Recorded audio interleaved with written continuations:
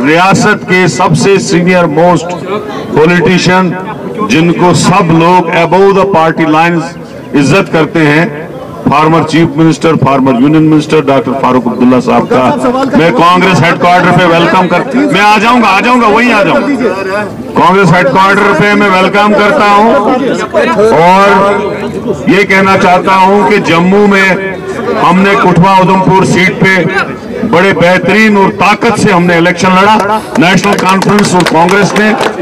और हमने इंशाल्लाह मुझे यकीन है कि कांग्रेस कैंडिडेट चौधरी लाल सिंह वहां बहुत बड़ी जीत से जीतेंगे।